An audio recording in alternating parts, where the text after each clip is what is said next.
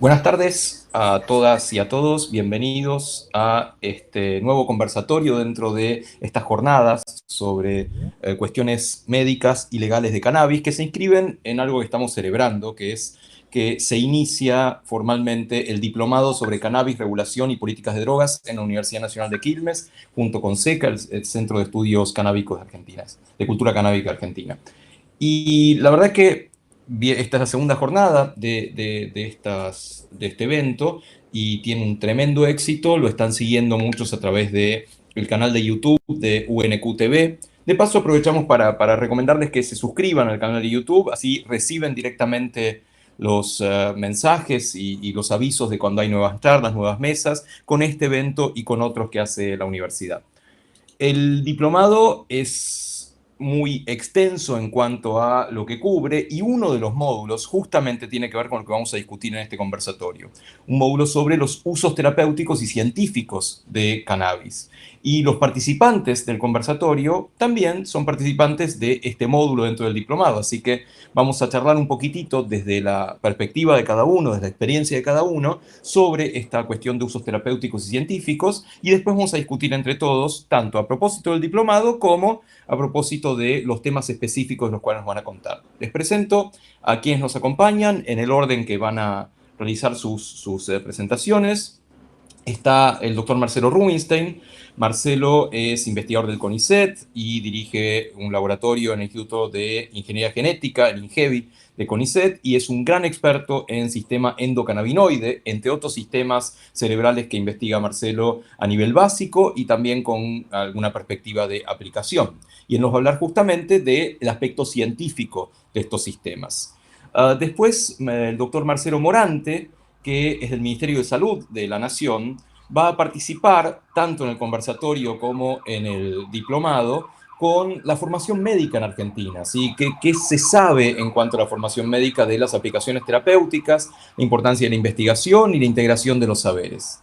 A continuación, María Celeste Romero, que es del Centro de Estudios de Cultura Canábica y también forma parte de la revista THC, va a hablar sobre aplicaciones en salud mental en cannabis y también de otro tipo de medicinas que se están investigando muy activamente ahora en Argentina también, por ejemplo, psicodélicos como medicinas, también cuestiones para cuidados del ambiente. Y finalmente, Alejandro Brain, que es del Hospital Teodoro Álvarez, nos va a hablar sobre la reducción de daños relacionada con el uso de cannabis. Así que el uso de cannabis para reducción de daños en realidad, ¿sí? Con lo cual, dicho esto, la dinámica es que cada uno de ellos nos va a hablar alrededor de 10 minutos, lo cual nos va a dejar un tiempo para después seguir conversando entre nosotros y, por supuesto, no se priven de preguntas y comentarios en el chat de YouTube, que nosotros los recibimos y después los compartimos con los oradores. Así que dicho eso, lo invito a Marcelo Rubinstein a comenzar con el conversatorio. Marce, todo tuyo. ¿Qué tal? Gracias, Diego, y gracias a los organizadores, a Luis y a demás compañeros de SECA y de la Universidad de Quilmes. Y bueno, la verdad que no pasó ni una hora, Marcelo, que tuvimos esta reunión online con el Ministerio de Salud a propósito de la nueva reglamentación de la ley llamada comúnmente cannabis medicinal, que es más linda llamarla así que ley de investigación científica, porque es una ley que, digamos, su propósito inicial fue justamente tratar de solucionar problemas de salud, más que promover la investigación. Ahora está mucho mejor orientada con esta nueva reglamentación. Y quiero destacar, digamos, fui testigo presencial, tal vez debo la invitación a vos mismo, Marcelo, porque me pusieron en la lista de invitados.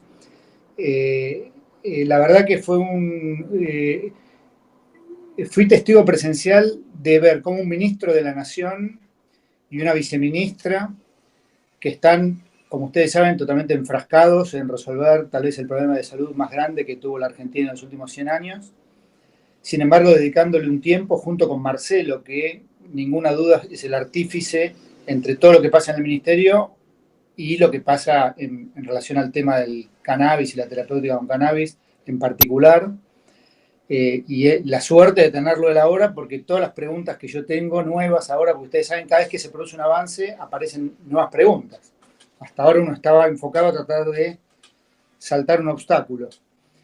Y fue realmente emocionante ver cómo un ministro y una viceministra hablaron con absoluta franqueza y sencillez, pero sobre todo profundidad.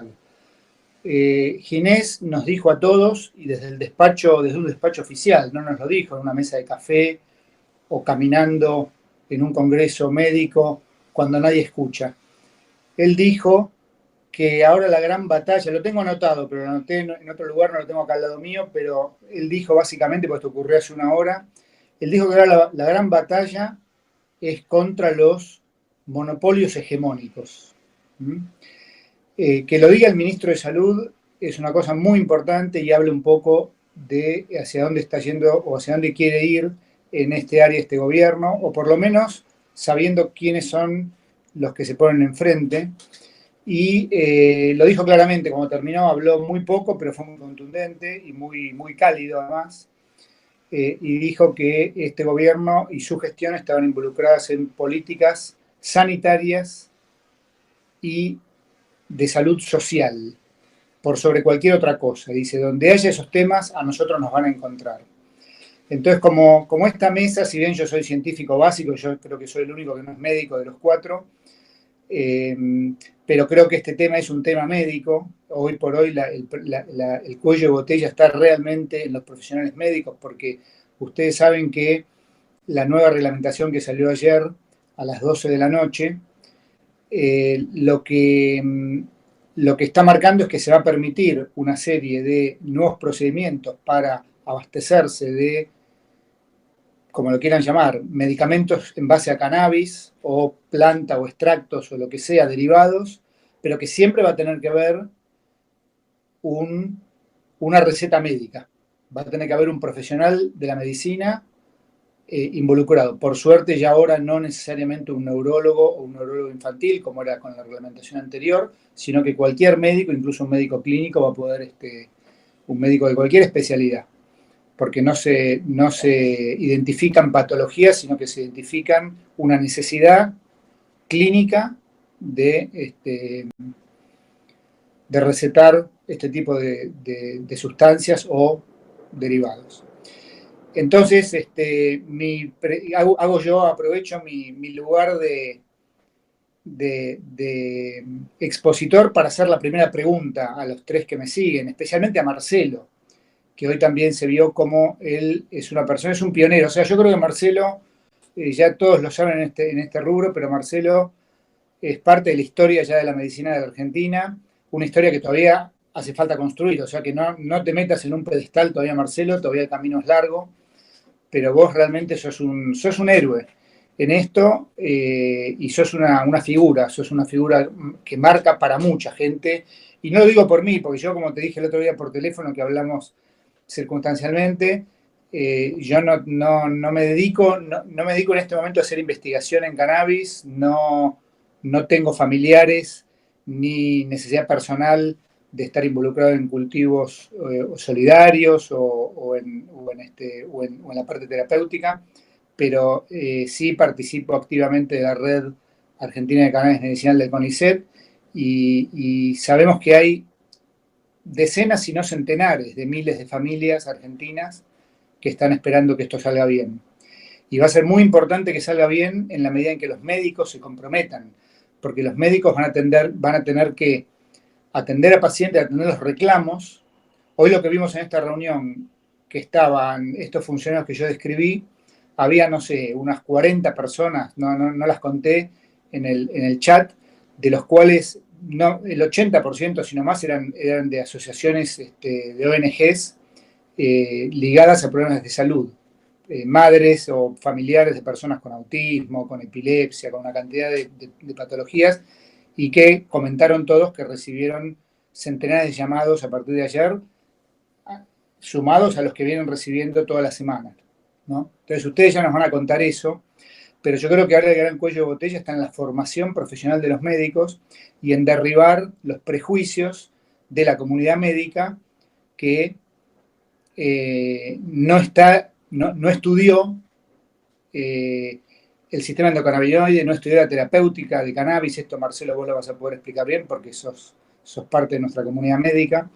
Pero si hay algo que por ahí a mí me distinguió personalmente, un poco como lo dijo Diego, de casualidad, de pura casualidad, es que yo soy profesor de la Facultad de Ciencias Exactas y Naturales de la UBA hace muchos años y en la materia Fisiología del Sistema Nervioso, mi tema de clases es sistema de neurotransmisores. Entonces yo daba clases de los sistemas de neurotransmisores más importantes. Y al principio, por supuesto, daba noradrenalina, acetilcolina, sistema glutamatérgico, GABAérgico, y con el tiempo fui incorporando otros, algunos neuropéptidos, y un año incorporé cannabis, y una vez que incorporé cannabis me pareció tan atractivo y tan importante respecto de lo que hace en nuestro cerebro que no lo dejé más. Pero después me di cuenta, hablando con otros colegas de otras disciplinas, que no se enseñaba en otras facultades, ni de ciencias, ni de medicina, que me parecía lo más increíble, y que el sistema la palabra cannabis aparecía únicamente en la materia toxicología. Y estoy hablando de la Facultad de Medicina de la UBA y estoy hablando de hoy en día. No se enseña en farmacología, no se enseña en fisiología, y se enseña justamente en toxicología, siendo un compuesto o una variedad de compuestos que tienen un índice de índice tóxico muy bajo relativo a cualquier otra sustancia de uso en medicina. Entonces, bueno, podemos hablar mucho del sistema endocannabinoide, pero dado que casi que no me quedan minutos, solo quiero decir una cosa que es una reflexión muy importante.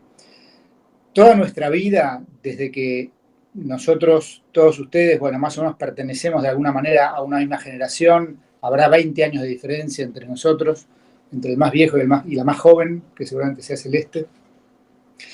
Pero básicamente todos crecimos con esta misma idea de que existió primero el Marijuana Tax Act de 1937 en los Estados Unidos, que de alguna manera empoderó digamos, a la salida de la prohibición del alcohol en los Estados Unidos y luego de la salida de la victoria de los aliados en la Segunda Guerra Mundial y el empoderamiento de Estados Unidos en Occidente como país insigne y marcadora de opinión y de legislación mundial, aparece entonces la ley, la Convención Única de las Naciones Unidas en el año 61 sobre estupefacientes, que pone en el renglón más peligroso y más restrictivo de todos algunas sustancias, incluida al cannabis a la planta de cannabis con todos sus derivados y posibilidades.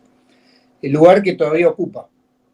Luego viene la Convención del 71 de psicotrópicos, que regula otras sustancias, anfetaminas, benzodiazepinas, etc. Pero el cannabis sigue donde está. Y luego, para ir al territorio local, la ley de drogas actual, que es la 23737, que es del año 89.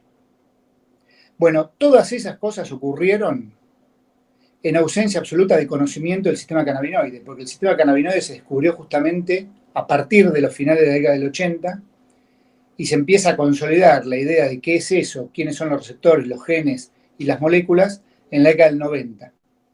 O sea que tenemos solamente 30 años de conocimiento muy creciente y yo diría a esta altura exhaustivo de qué es el sistema endocannabinoide, pero toda la legislación que permanentemente ocurre fundamentalmente desde el punto de vista criminalístico en nuestras calles, en las estaciones de tren, en las estaciones de ómnibus, etc., se debe a legislaciones que se hicieron sin saber de qué se hablaba cuando se hablaba de la planta de cannabis sativa, marihuana, cáñamo, como quieran llamarla.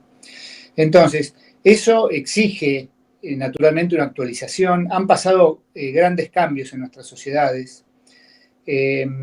Diego, vos decime cuando me falta un par de minutos, porque creo que ya me falta un par de minutos, ¿no?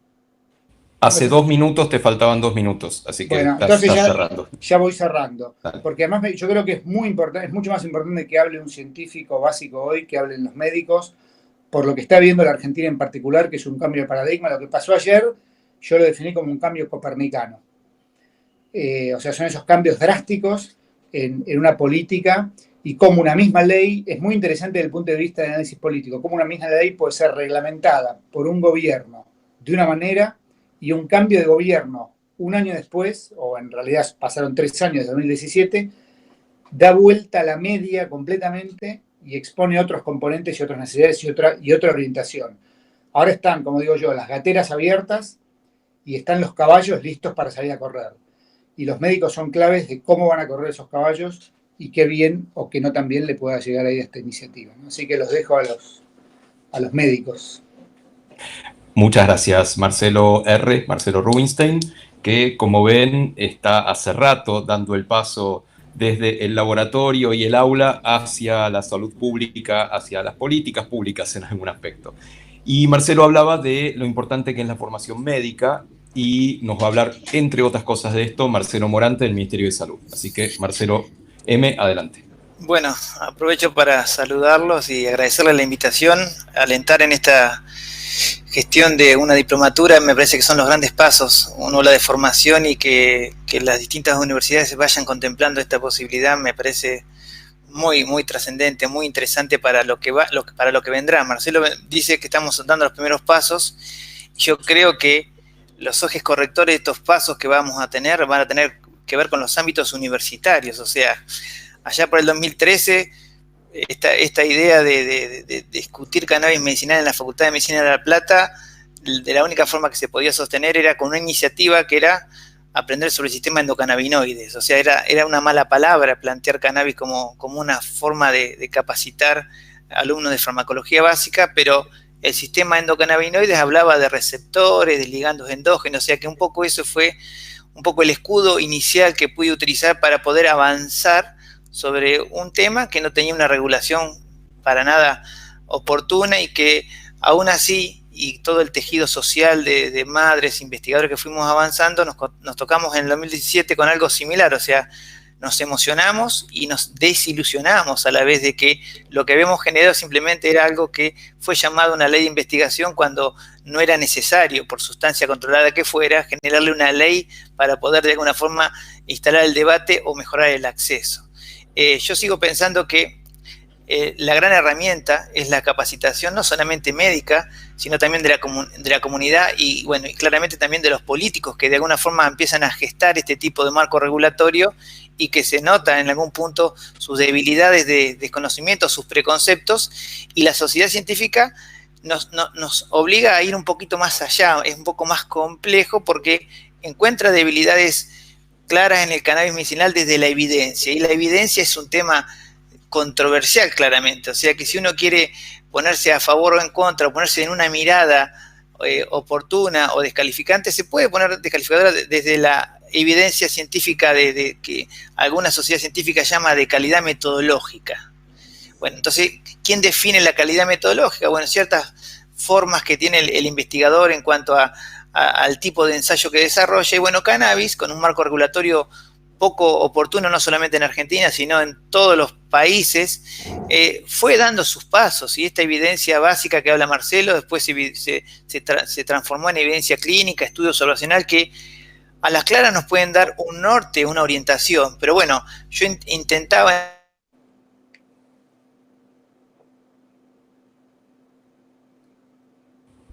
Marcelo, te perdimos, no sé si es la conexión. Puede ser que te hayas muteado sin darte cuenta, Marcelo.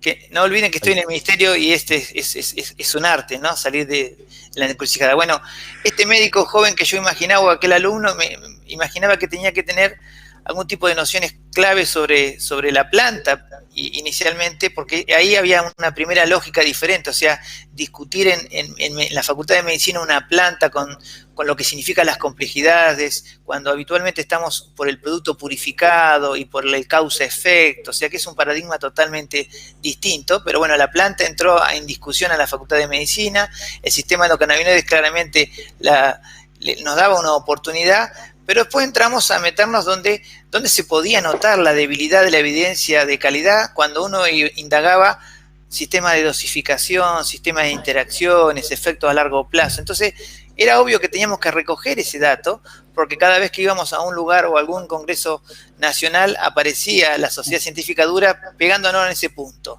Pero lo cierto es que uno puede discutir ese punto de calidad metodológica en un congreso de neurología o de psiquiatría o de cuidados paliativos, pero la pregunta es, ¿qué hacemos los médicos consultorio adentro? Consultorio adentro, el médico echa mano a lo que es la mejor evidencia disponible, nos hacemos cargo de la experiencia que tengamos respecto a la temática y tenemos que poner las preferencias del paciente en juego. O sea que en esa triangulación no aparece solamente el metaanálisis como parte de una decisión. Digo esto porque la evidencia es lo que muchas veces escuchamos en el cuestionamiento de la sociedad científica sobre los riesgos de la falta de evidencia. Evidencia de calidad metodológica, metaanálisis, claramente tiene, pero hay ya evidencia acumulada para determinadas situaciones. Entonces nosotros lo que estaríamos necesitando sería, en este caso, el médico capacitado y seguramente una sustancia de calidad controlada. O sea que con la calidad controlada, un médico capacitado y la evidencia disponible ya hoy, nos deberíamos poder animar a impactar sobre determinados síntomas que no son poco frecuentes. O sea, acá no estamos hablando de cómo impactar en enfermedades poco frecuentes, estamos hablando de cómo impactar en el dolor, en el humor, en el sueño y en el apetito. Entonces, eso me parece que, y que esté avalado a su vez por el uso en sociedades como la canadiense, la israelí, la americana, me parece que hace que esta dureza que tiene la sociedad científica cuando habla de la evidencia que no es suficiente, parecería ser entonces que Canadá, que es un sistema de referencia en lo que es el uso racional de muchas estrategias, estaría manejándose desde la poca evidencia. Y no es así. Lo que apunta el sistema canadiense es claramente a la capacitación médica, a controlar los productos de calidad y también a contener ese mercado o esa decisión de un paciente que decidió alguna vez en un tribunal tomar contacto con cannabis y que posteriormente lo hizo como una práctica más sencilla porque el Estado pudo escuchar, el Estado se hizo presente y fue en búsqueda de cómo proveerle de una forma segura. O sea, los estados que mejor manejaron esta temática, lo primero que hicieron es sacar lo punitivo, la criminalidad del acto. Entonces, si nosotros sacamos la criminalidad del acto, es mucho más sencillo discutir evidencias, interacciones, dosificación, porque no estamos levantando la bandera de no más presos por plantar. Y si seguimos teniendo un escenario donde hay que levantar la bandera de no más presos por plantar, es muy complejo entrar a discutir puntualmente lo que le sucede al paciente. O sea, retiremos esto, y este marco regulatorio que viene hoy Marcelo a referir, a mí me da esa tranquilidad, que vamos a dar el puntapié inicial para dejar de... El artículo 8 nos contempla ya una autorización que los fines terapéuticos son la excepción al artículo 5 de la ley de estupefacientes. Bien, perfecto. Entonces, ¿qué discutimos? Bueno, ¿cómo acercamos a ese paciente que tiene intenciones de acercarse a un producto terapéutico y que tiene acompañamiento médico a un producto de calidad que se va a generar en un cultivo para sí, o sea que él mismo genera, lo hará un tercero o lo hará un ONG? No es tan complejo de entender el proceso o de puntualizar cómo hacer para que esto tenga calidad si corremos la policía de la discusión. Me parece que este es un gran paso y no solamente un gran paso desde lo que se generó desde el ministerio, sino que el ministerio lo que hizo fue reflejar lo que planteaba el tejido social, o sea, los actores involucrados. Yo dije hoy claramente, para cuando aparece este nuevo reglamento ya existía la red de cannabis del CONICET, ya existía la mamá que cultiva, ya existía SECA, ya había muchas universidades involucradas. O sea que lo que viene a marcar este reglamento es algo que ya estaba sucediendo. O sea que si queremos ir por algo mejor, posiblemente tengamos que entrar en una ley diferente, como plantea Carolina Gallar, una ley integral, porque este proceso será para lo que vendrá. Para lo que está sucediendo era necesario que el marco regulatorio regule la realidad, la verdad de lo que estaba sucediendo. Entonces, poner en orden esto y hacerlo dentro de la búsqueda de consensos, me parece que eso habla para mí maravillosamente del ministro y de quien condujo Carla Bisotti. O sea, buscar y escuchar, porque fue convocada la Sociedad de Neuropediatría. Y la Sociedad de Neuropediatría planteó su preocupación respecto a la calidad de un producto de origen de autocultivo, planteó la dificultad que podía tener la falta de evidencia. O sea que se escuchó a ellos, se escuchó a institutos como el INASE, al MAT, al LAP, al Ministerio de Seguridad, o sea, a los actores que hoy no fueron invitados, y aprovecho de decirte que sí. Obviamente que la invitación tuya, Marcelo, me parecía una forma de justicia, de referenciar que de compartir un logro no tendría que ver con los actores que habitualmente tienen que participar en el Consejo Consultivo casi de forma obligada, porque son entes estatales, y no tenía que ver con los que han trabajado desde enero para acá sin tener ningún tipo de obligación que lo atara, sino simplemente con la voluntad de que el proceso siga conteniendo a lo que la sociedad está necesitando. O sea, este conocimiento que tiene Marcelo del sistema endocannabinoide nos ayudó a todos a comprender mejor y a poder explicarle a un paciente por qué sí o por qué no sería prudente usar esta herramienta.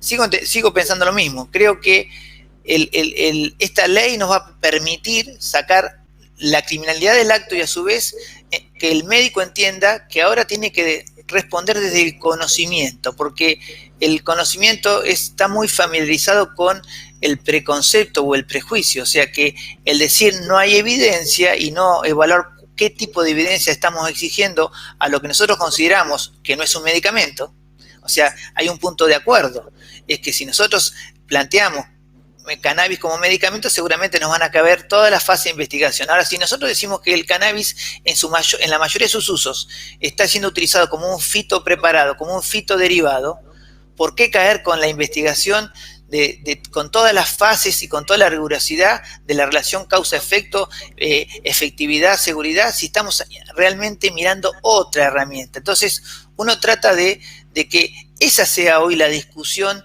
con las entidades, o sea, no esto de no más presos por plantar, sino ¿qué nombre le ponemos a este proceso, a este producto? ¿Cómo lo vamos a nomenclar? ¿Qué tipo de variedades habrá a discutir? ¿Con qué disposición de ANMAT nos vamos a chocar? Bien, se ve mucho más sencillo corriendo un poco al Ministerio de Seguridad de este escenario que no está para nada nombrado en ningún punto en el nuevo reglamento. No aparece tanto que Seguridad me llamaba y me decía, pero Marcelo, ¿de verdad que nosotros no estamos mencionados? No están mencionados, pero ¿me podés mandar el borrador? Porque nosotros creemos que no están mencionados. La pregunta sería, ¿qué quisieran hacer ustedes? Hasta sería cuestionable esa resolución donde ustedes habilitan predios. ¿Por qué tienen que habilitar predios de seguridad? O sea, cuestiónense ese proceso. Y llamativamente, y viendo en esto que el Ministerio de Seguridad también se mostró muy favorecedor de los que son los derechos, nos dicen lo mejor que nos puede pasar es no tener que intervenir en el proceso, o sea que es todo lo contrario a lo anterior, o sea, el anterior reglamento tuvo que ver con el Ministerio de Seguridad y aquí hay un Ministerio de Seguridad que está diciendo nosotros queremos ampliar derechos, no tenemos por qué participar en controles de habilitación de predios, porque eso debería depender de quien quiere generar un cultivo y entiende que hay ciertas condiciones y un poco se discutía esto. ¿Quién está más interesado en el cultivo o en la semilla que se genera en un cultivo que el propio cultivador? O sea que si a mí me roban una planta, me están robando parte de la información de mi trabajo. O sea que yo necesito tener algún tipo de recursos para resguardar mi trabajo, mi propiedad intelectual. ¿Le voy a pedir a seguridad, al Ministerio de Seguridad que me resuelva eso? ¿O que me diga cuándo sí o cuándo no?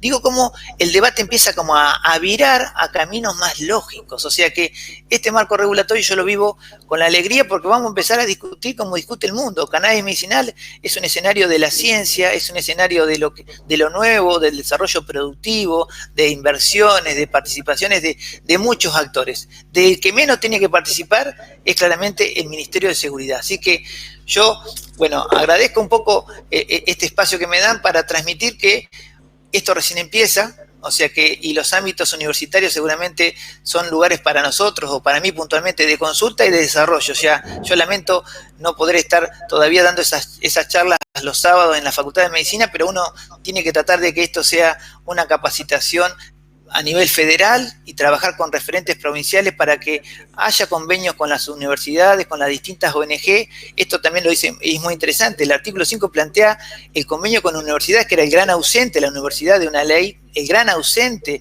no solamente por lo que significa en capacitación, sino también en analítica, y poder conveniar con ONG. La ONG también tiene mucho que decir. Esa ONG construyó un caudal de conocimiento para, de alguna forma, direccionar formas de cultivo, situaciones, donde todos pueden, de alguna forma, sentirse contenidos. Así que yo, para redondear, digo, me parece que lo que sucedió tiene que ver con la capacitación no solamente de los médicos, sino que también ciertos políticos entendieron el proceso, y hoy el ministro, y ayer tuve una charla muy interesante y muy larga con el ministro donde hacía preguntas muy interesantes. Entonces yo dije, tenemos la opción y sí, me pareció oportuno que el ministro convocara para agradecer, pero desde un lugar de conocimiento, porque me di cuenta que cuenta con la experiencia de un ministro que maneja una situación complejísima como es la pandemia, pero también tiene la simpleza o la capacidad de síntesis para entender cómo funciona cannabis en el mundo y cómo puede hacer para que Argentina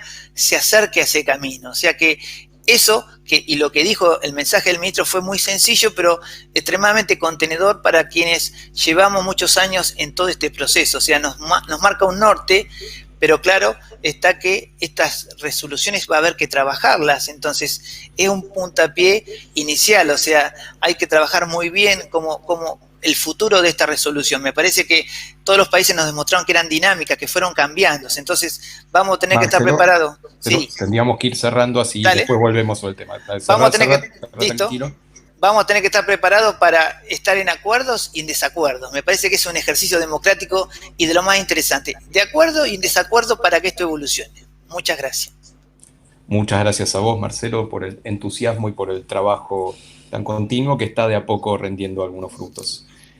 Ahora vos hablabas de ONGs y de la participación de otros sectores, incluso desde la medicina, y justamente Celeste Romero, desde el Centro de Estudios de Cultura Canábica, que además Celeste es quien armó este módulo dentro del diplomado, nos va a hablar un poquitito sobre usos en salud mental específicamente. Celeste, adelante, y les recuerdo a todos que sigan mandando preguntas o comentarios vía el chat de YouTube. Adelante. Hola, buenas tardes. Bueno, antes que nada quiero agradecer muchísimo a la Universidad de Quilmes por hacer posible estas jornadas y por hacer posible también la diplomatura. La verdad es que es una alegría inmensa poder tener un programa así en una universidad nacional. Así que, bueno, Marce, me dejaste con el corazón así latiendo muy fuerte, te estaría escuchando toda la tarde, pero bueno, voy a intentar focalizar en mi tema, que creo que es bien interesante porque, bueno, los usos en salud mental, todo lo que gira en torno a la temática de cannabis y salud mental es uno de los grandes desafíos, ¿no?, que tenemos como para integrar y para entender la medicina de la planta de cannabis, porque una de las grandes premisas en materia de uso de cannabis, de uso de marihuana, era tanto desde la universidad y tanto desde, me ha pasado y me pasa todavía que cuando una persona consulta de repente por un cuadro de dolor o de insomnio y consulta sobre la posibilidad de utilizar algún derivado de la planta de cannabis, me dice, vengo a verte a vos porque sos psiquiatra y tengo miedo de o volverme loco o volverme adicto, ¿no? Es como están esos fantasmas ahí. La producción de esquizofrenia, ¿no? O la puerta de entrada a las drogas. Y esto me parece que es bien interesante porque esta idea está muy atravesada por el prohibicionismo y tiene que ver también con la deuda, ¿no? Yo una y otra vez digo que terminé la facultad y me sentía estafada porque había entrado con muchas ganas de entender más sobre la planta y lo único que me habían hablado era de perfil toxicológico o de riesgos y cuando uno observaba alrededor lo que sucedía en la vida, en la realidad no solo pasaba eso, pasaban otras cosas también, ¿no? Que fue un poco lo que me motivó a seguir investigando sobre el sistema endocannabinoide y sobre la planta, ¿no?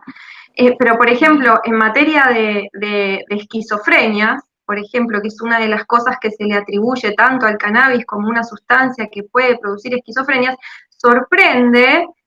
todavía sorprende saber que dentro de la planta hay principios activos que también tienen efectos antipsicóticos, lo que hace que las genéticas que son de quimiotipos altos en CBD sean potenciales medicinas para tratar eventos psicóticos. Y esto que hoy, 2020, parece muy novedoso, en verdad está comunicado desde en lo que tiene que ver con la medicina científica y como el modelo científico hegemónico y demás, está comunicado desde el año 1995, que es cuando existe el primer reporte de caso sobre una paciente de 19 años con una psicosis que no respondía al haloperidol y que tenía muchos efectos secundarios de este medicamento, que respondía favorablemente al uso de cannabidiol como antipsicótico. Año 1995, hoy pasados 25 años, esto todavía parece una novedad, ¿no? Y lo traigo porque me parece que da cuenta justamente del impacto del prohibicionismo en la formación médica y en un área en la que necesitamos tanto nuevos principios activos. Sin ir más lejos, la esquizofrenia es una patología que afecta al 1% de la población mundial, que afecta a individuos jóvenes, se desarrolla entre la adolescencia y los 35 años, y de los cuales, de todo ese universo de personas que están bajo este diagnóstico, un tercio del 1% de la población mundial y gente joven, como les digo, un tercio no responde a los tratamientos antipsicóticos. Y sobre ese tercio estamos avalados incluso a trabajar con terapia electroconvulsiva, pero parece que plantear la posibilidad de utilizar cannabidiol es una locura. Bueno, estas controversias me parece que son bien interesantes y yo también hablo desde un lugar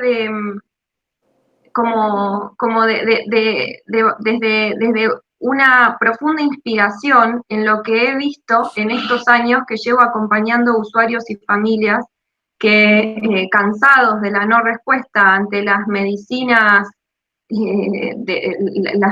alopáticas, buscaron en el cannabis una fitoterapia complementaria que utilizada con orden, con respeto, con conciencia, es una gran medicina de soporte también para esas situaciones de salud, ¿no? Entonces, en lo que implica para el campo de la salud mental, la realidad es que se abre una puerta muy interesante, porque si repasamos también las funciones del sistema endocannabinoide, veremos que muchas tienen que ver con el equilibrio y el equilibrio de aspectos fisiológicos que son básicos para sostener la salud mental, el equilibrio del sueño, el equilibrio del apetito, el estado de ánimo, o sea, son aspectos básicos. De repente, el conocimiento del sistema endocannabinoide también no solamente nos permite pensar en intervenir farmacológicamente con la planta, sino también en elaborar estrategias preventivas en materia de salud mental, y ni que hablar cuando empezamos a ver cuáles son las acciones que hacen que el cuerpo produzca más endocannabinoides. Por ejemplo, cantar o andar en bicicleta hace que el cuerpo produzca más endocannabinoides, y nadie diría que cantar o andar en bicicleta es algo que no está a favor de la salud y del bienestar. No, digo, es algo que se abre en materia de salud mental de un modo muy bonito y realmente muy inspirador, porque tenemos este problema. Yo no estoy en contra del uso de psicofármacos, al contrario, creo que son muy útiles siempre y cuando sean utilizados racionalmente.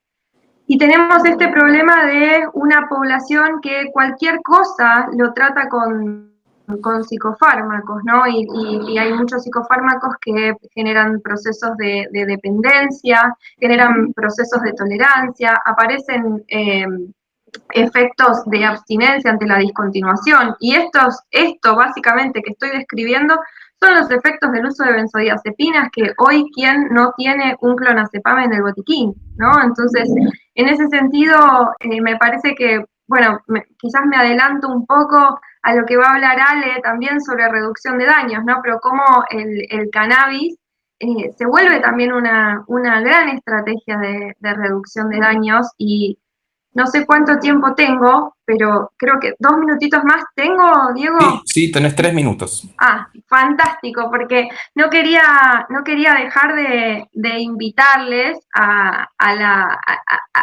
informarse sobre el programa de la diplomatura, que como vos contabas, tuve la gran oportunidad bueno, de poder armar el módulo de medicina, de ciencia, de contar con docentes maravillosos como los compañeros aquí presentes. Y bueno, en este módulo vamos a estar estudiando más profundamente aspectos de la terapéutica canábica y también del uso de otras plantas, de otros tipos de medicinas. Vamos a estar, en tanto es un diplomado sobre cannabis, regulación y política de drogas, vamos a estar también trabajando acerca de los enteógenos, acerca de medicinas tradicionales americanas, y me parece que es bien interesante porque, bueno, por lo menos para mí son medicinas de la conciencia, ¿no? Son medicinas que nos permiten ampliar muchísimo más el campo de la percepción y en este momento es importante también trabajar sobre nuestra conciencia cuando miramos a nuestro alrededor y vemos el estado en el que está la salud de nuestro planeta, ¿no? Hay muchas cosas sobre las cuales tenemos que detenernos a observar cómo nos estamos vinculando con la vida, ¿no? Y eso me parece que está directamente relacionado a qué es salud mental. Y bueno, y eso vamos a estar también conversando en el módulo medicinal de esta diplomatura, así que nada, muchísimas gracias por el espacio y espero verles por allí. Muchísimas gracias, Celeste, y diste la introducción perfecta. Se nos había caído Alejandro, pero ahí veo que pudo conectarse de nuevo. Alejandro, ¿puedes prender la cámara o estás con muy mala conexión? No sé, ¿no está prendida la cámara?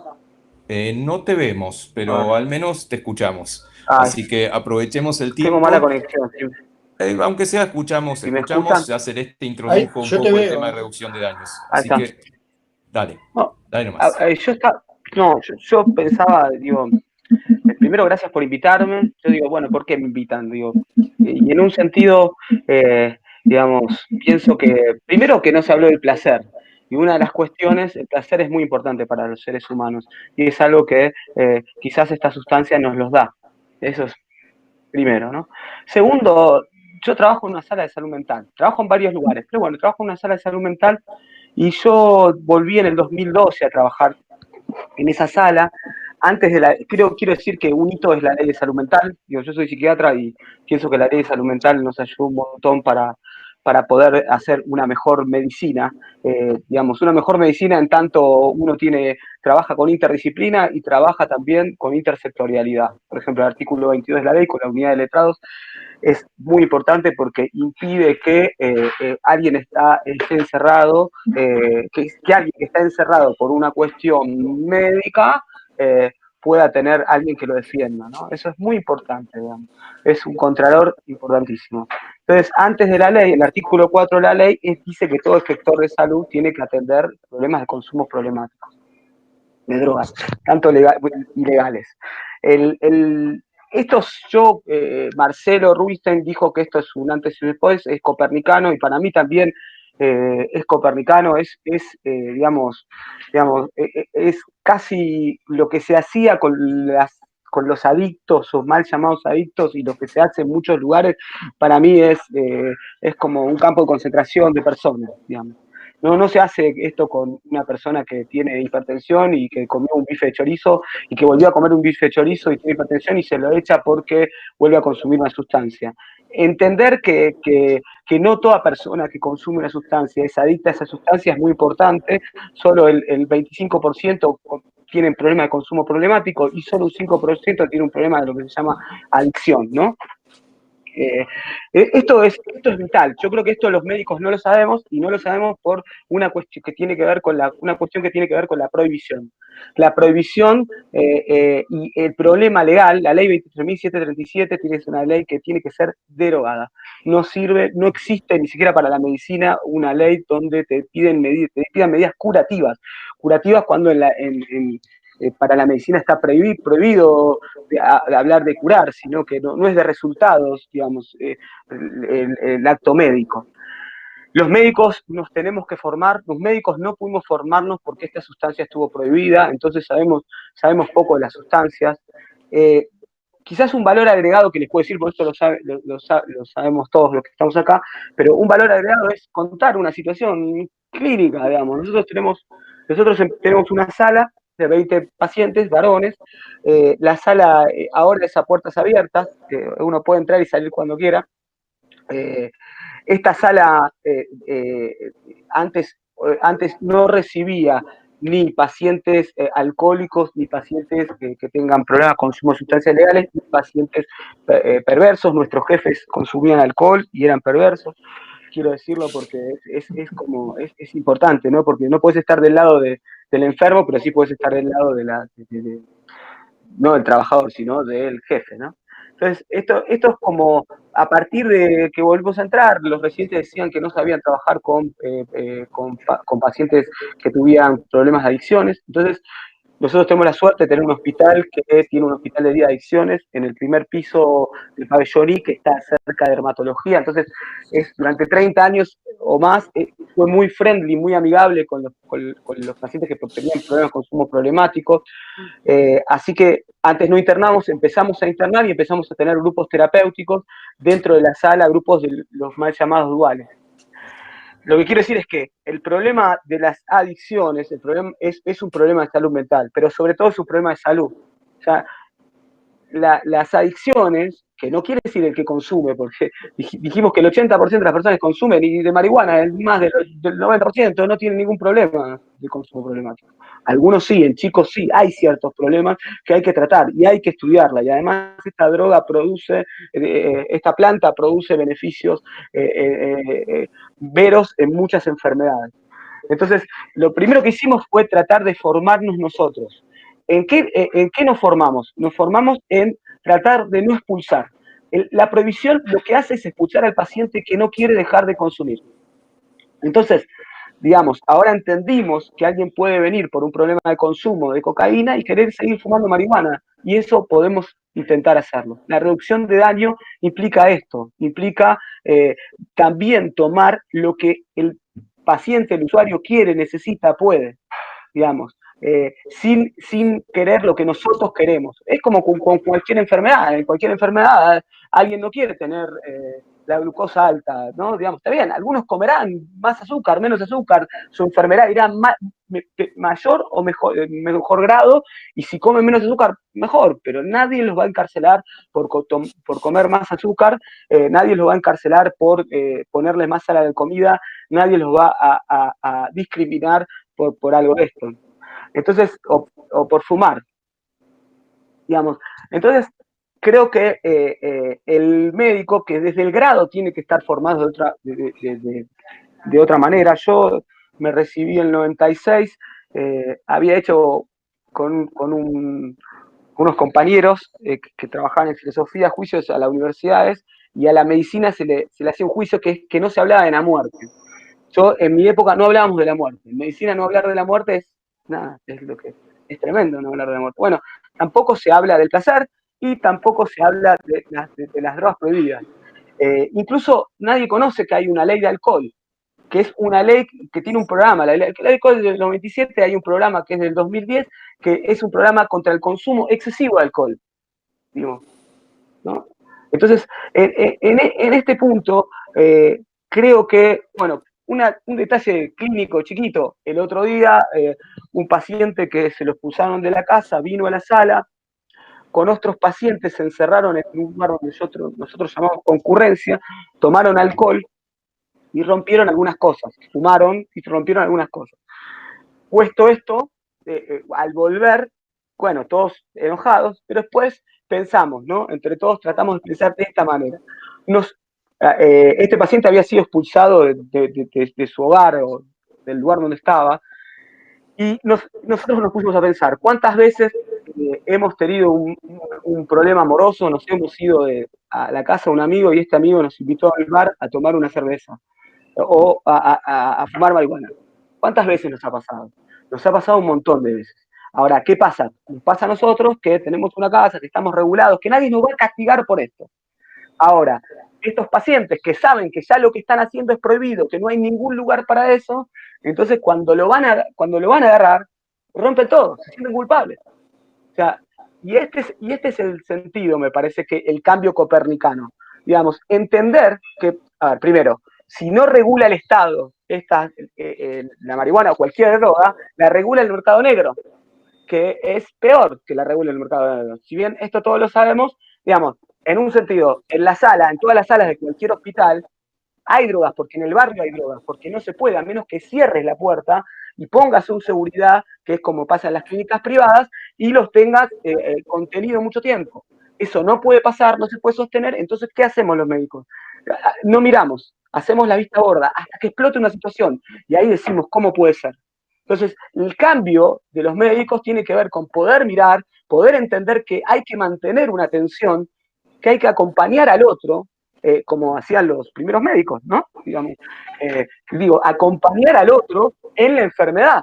Porque acompañar en la salud, bueno, para eso no está un médico. Uno cuando tiene salud no va al médico. Uno va al médico cuando está mal. Y el médico tiene que soportar situaciones difíciles, hostilidades.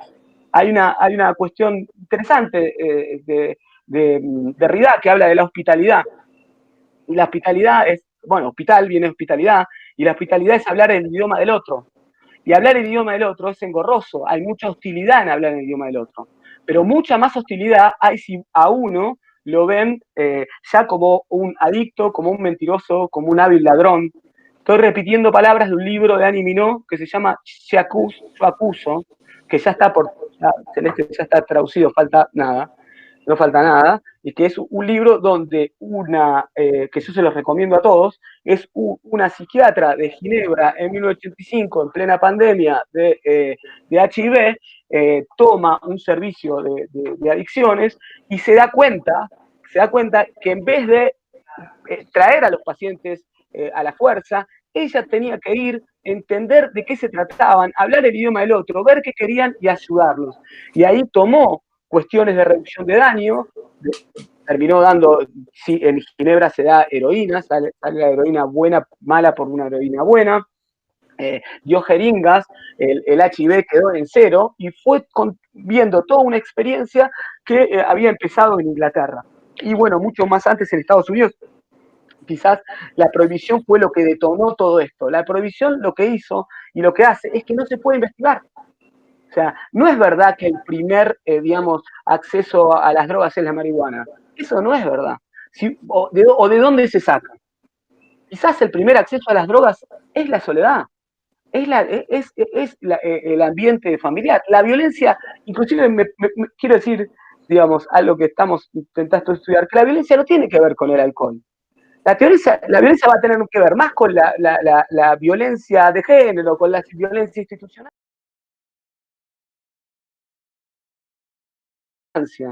O sea, el problema no es la droga. Entonces, si nosotros, los médicos, podemos entender y nos preparan desde el grado, los problemas no tienen que ver solo con... tiene que ver con eso. Entonces vamos a poder dar mejores herramientas en la práctica. Yo no soy yo decía, ¿por qué me invitan a mí? Porque no soy un exquisito, no soy muy preciso. Porque la clínica me hizo no ser muy preciso. Antes me castigaba. Y decía, che, ¿por qué no soy muy preciso? Porque la clínica necesita de gente que esté ahí y que pueda sostener saberes. Ahora sí necesitamos que los saberes que nosotros consumamos sean saberes que estén validados de verdad. ¿Verdad? Quiere decir que estén discutidos de verdad, que nos digan que esta tensión se va manteniendo todo el tiempo y que no es una verdad de perogrullo. No es que si yo fracaso en la medicación que doy, yo soy el que fracasa o el paciente es el que fracasa. No, lo que fracasa es, necesitamos más datos para mejorar esa medicación. Entonces, porque si uno empieza a decir, bueno, para la esquizofrenia no va la marihuana, bueno, la mayoría de los esquizofrénicos consumen marihuana dentro de la sala. No sé si está bien o está mal, no sé cómo les hace, porque no tuve la posibilidad de estudiarlo todavía y tampoco creo que se necesita más estudio. Entonces, en este sentido, lo agradezco esta mesa porque me permite ir desde lo científico, hasta qué está haciendo el Estado, hasta Celeste, que está trabajando con estos pacientes, y yo que soy como, digamos, me gustaría decir como Pablo en el camino a Damasco, un reconvertido. Yo pensaba que la ley de salud mental era un horror, ahora pienso que es lo mejor que nos puede pasar, pensaba que la droga era el problema, ahora pienso que no tiene que ver con eso. Entonces necesitamos formación sobre todo.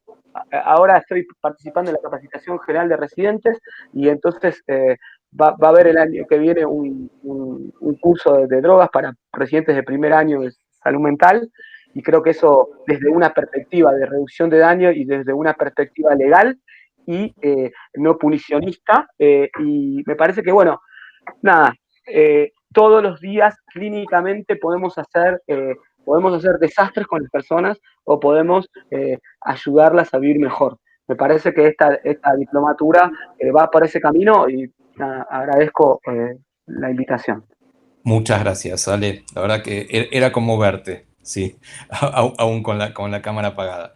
Tenemos muy poco tiempo, si tenemos 5 minutos, la verdad que hay muchos mensajes de felicitaciones a la mesa, de que qué buen panel, adhiero, sí, la verdad ha sido muy entusiasmante. Yo les quiero hacer una única pregunta para cerrar bien a tiempo, que me la contesten en 2 palabras. Porque si algo saco en común de las 4 participaciones, ¿sí? de esta mesa sobre usos terapéuticos y científicos, digamos, Marcelo hablaba de que el cuello de botella es médico, ¿sí? O sea que nos falta un poco el juntar a lo científico con lo médico. Marcelo Rubinstein me refiero, Marcelo Morante hablaba mucho sobre evidencia, ¿sí? Sobre qué evidencia tenemos de que las sustancias son de calidad, de qué cannabinoides tiene, etcétera. Celeste más o menos lo mismo, hablaba de la cantidad de sustancias que hay en un extracto, entonces de tener evidencias al respecto. Y finalmente Alejandro nos hablaba de que no tenemos datos, no tenemos evidencia sobre qué lleva a la adicción, qué lleva al acceso a las drogas. Por tanto, les pregunto a cada uno de ustedes, si tuvieran que elegir una cosa en la cual para esta mesa de usos terapéuticos y científicos estamos faltos de evidencia, necesitamos tener más evidencia sobre puntos suspensivos. ¿Qué eligen? Estamos hablando de usos terapéuticos y científicos, estamos hablando de medicina basada en evidencia. ¿En qué nos falta evidencia desde el punto de vista de ustedes 4? Vamos en el mismo orden. Marce Rubinstein. Mirá, Diego, yo creo que sobra la evidencia de lo que sabemos. Faltan conocer un montón de cosas, sin duda, en todas las disciplinas de la ciencia, en todos los rubros manejamos un nivel de conocimiento limitado respecto de todo lo que potencialmente se puede aprender. Pero respecto de el sistema cannabinoide, endocannabinoide, los fitocannabinoides de la planta, la interacción entre la planta y las personas, entre las personas y los síntomas, entre los síntomas y los medicamentos existentes y también los derivados de cannabis. El nivel de conocimiento no sobra.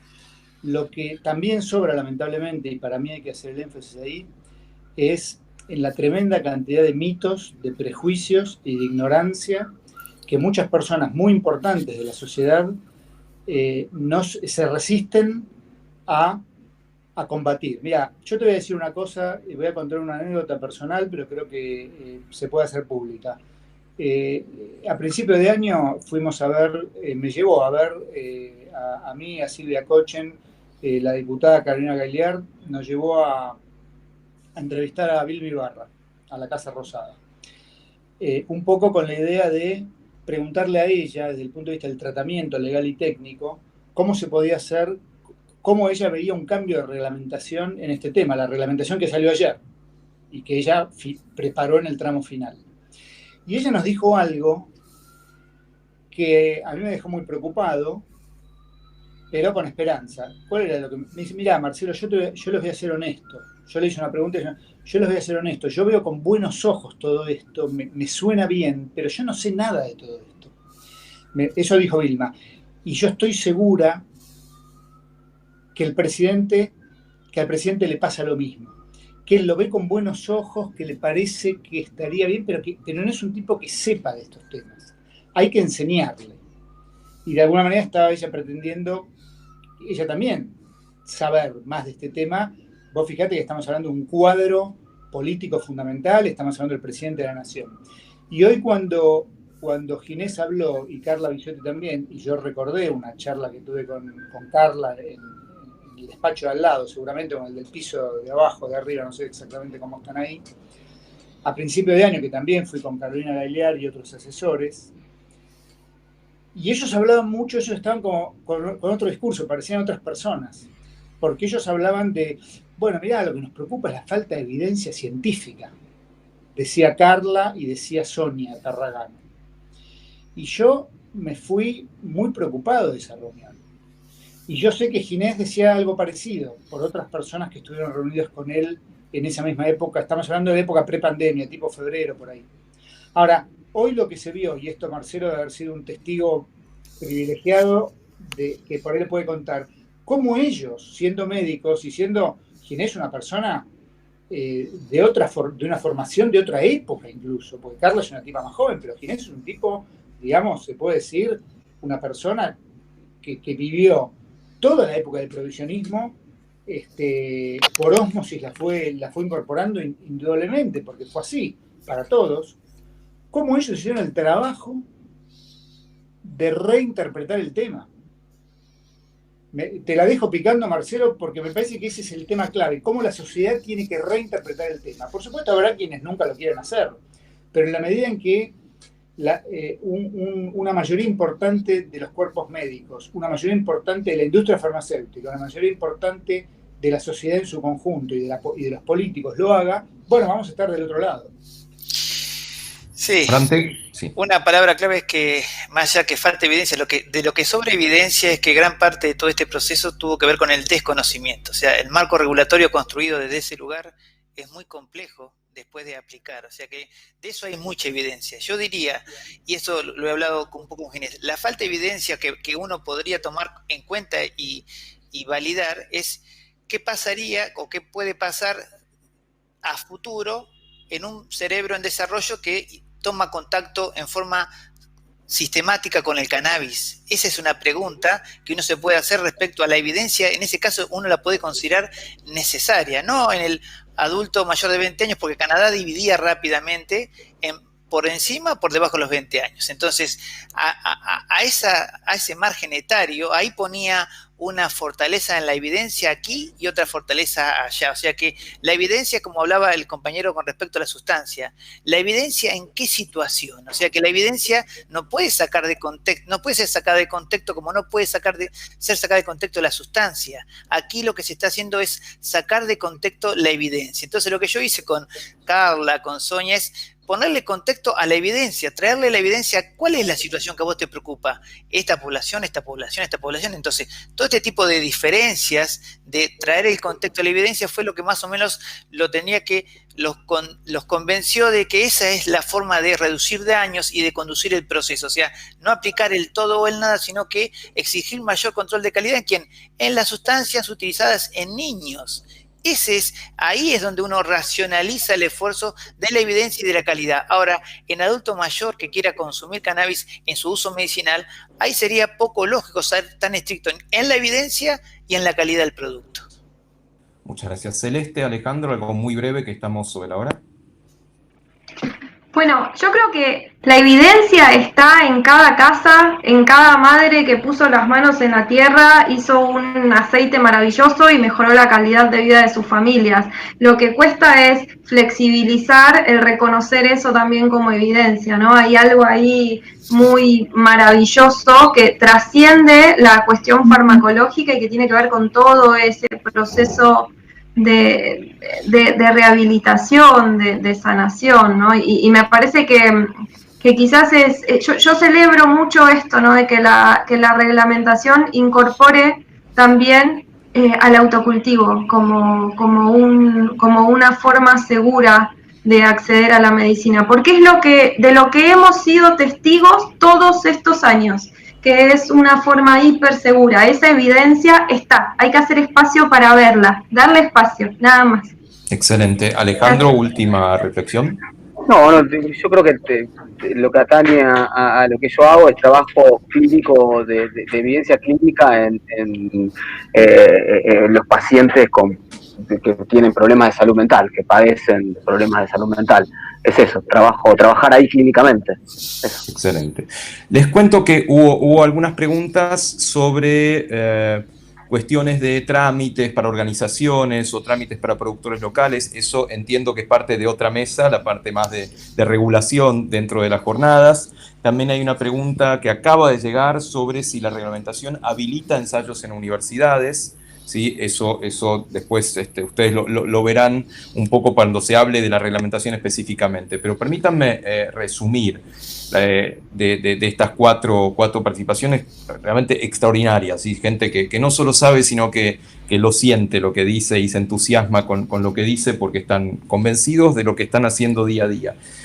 Me parece que todo lo que se ha conocido desde la ciencia básica, que es un poco lo que contaba Marcelo Rubinstein, sobre un sistema cannabinoide, sobre etnobotánica, sobre el sistema endocannabinoide, sobre los receptores, los mecanismos de transducción de señales, ¿sí? Ha encontrado finalmente un costado clínico muy claro, que es lo que ustedes están trabajando, lo que ustedes están mencionando en cuanto a usos terapéuticos, y finalmente, ambas cosas, tanto la parte científica básica como la clínica y la terapéutica, están encontrando una normativa y una regulación adecuada. De eso, justamente, de esas tres cosas, ¿sí? De ciencia, medicina y regulación, se trata el diplomado que estamos celebrando, el diplomado sobre cannabis, regulación y políticas de drogas, que está comenzando próximamente en la Universidad Nacional de Quilmes, junto con el Centro Cultural de Estudios, Centro de Estudios en Cultura Canábica. Así que no me queda más que agradecerle mucho a organizadores, a los 4 participantes que han sido extraordinarios y a todo el público que ha seguido con tanto interés esta charla. Las jornadas siguen, la próxima actividad es a las 17, que tiene que ver con narrativas e historias, así que